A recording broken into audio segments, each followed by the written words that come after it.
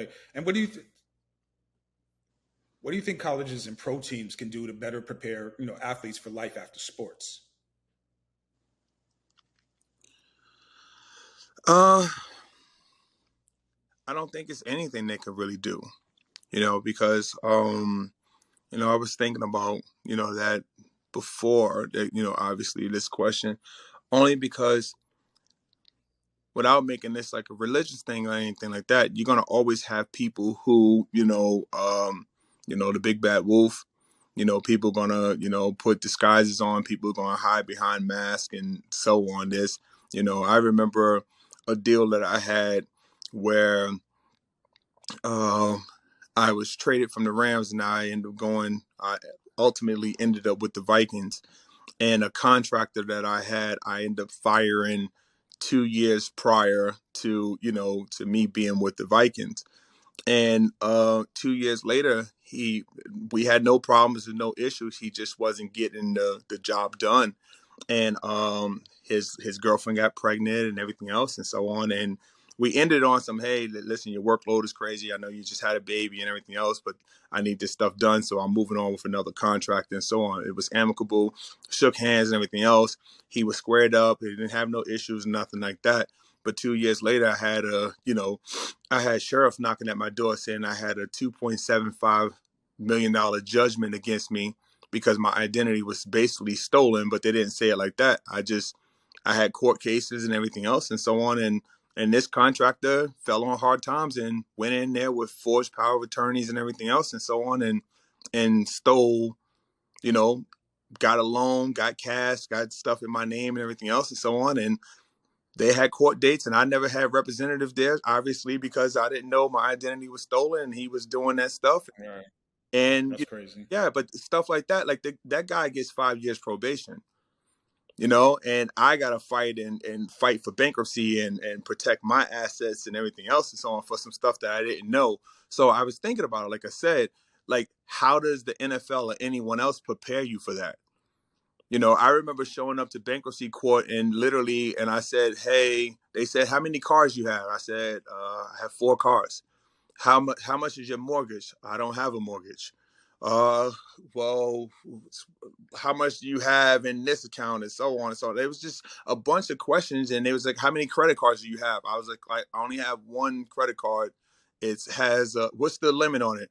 150,000. It's my Penn State alumni credit card. Okay. What's the balance on it? $2,000. The judge looked up and said, what are you doing in my court? And I said, oh, here you go. My lawyers basically told him, here you go. He has a $2.7 million judgment against him and so on. And because someone stole his identity, he said, I repeat, what are you doing in my court? And I was just like, they won't let me open the case back up and go back at him and everything else. So my lawyers advised me to file bankruptcy. And he literally said, a retired athlete, Super Bowl winner, and everything else and so on, like did right by his money, doing everything great, a model citizen and everything else and so on. And you didn't do anything wrong. If someone stole your identity, this is how you athletes get taken advantage of and so on.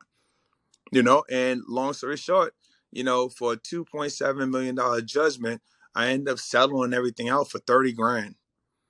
For 30 grand, but messed up my personal credit and different stuff and so on. Right. Messed it up for it like that, but shut me down for 5 years for something that I didn't even do, something I had nothing to do with or anything else, and none of that stuff. So imagine me being in that situation, and I look like an athlete who messed up. I look like an athlete who blew his money. I look like an athlete and so on who doesn't have, oh, I was partying, I was this, I was that, and so on. Well, it's kind of crazy, especially since at the time, I was married to the same woman that I was with in college.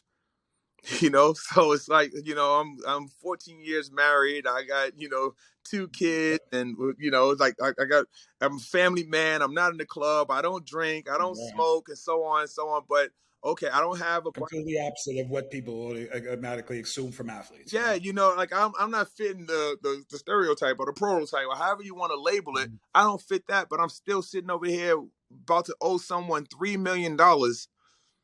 And oh, by the way, my career is about to be done. And I'm like, So then now I'm in the situation to where it's like, do I want to play just to pay some stuff that I never did off and so on? And my heart into the game.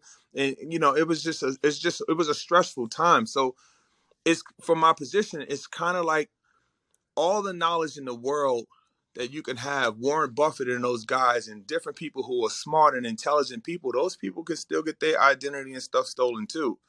They just have a lot of resources and so on to, to fight for it, and companies and different stuff and so on. But as I said, as a young Black athlete, how many companies do I have? What's the situation?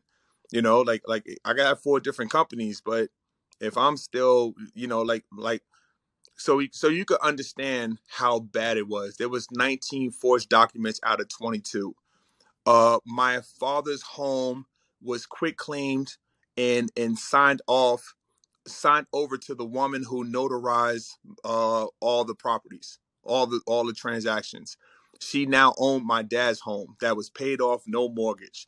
3 of my rental properties was now in other people's names and so on. Like, it was torture. And the only thing that ended up helping me to a point was, for when I was able to go back at them, I was able to say, well, how is it the same notary woman, and how does she, the woman who notarized my stuff, notarize this stuff, how is she on as now the owner of my properties? You can't notarize my stuff and now own my properties that I didn't sell to you. Where's the deeds and where's all this other stuff and so on? So that ended up helping me, but it didn't help me to only where that woman, she only got 2 years probation. The other gentleman who stole my identity got 5 years probation. Oh, okay, there's a judgment. So if he hits the lotto or so on, he's going to pay me or so on and so on. But what's the chances of all that stuff happen? So as I said, life is a little bit tricky, but I don't want to say it like the NFL doesn't care, but people are going to the extremes and everything else and so on, especially now that a lot of this stuff is becoming digital. When's the last time most people had cash in their pocket and everything else and so on? So it's just a lot of stuff that's going on to where I really don't think that there's I don't really think there's a situation where you can be protected. They can give you all the knowledge you want.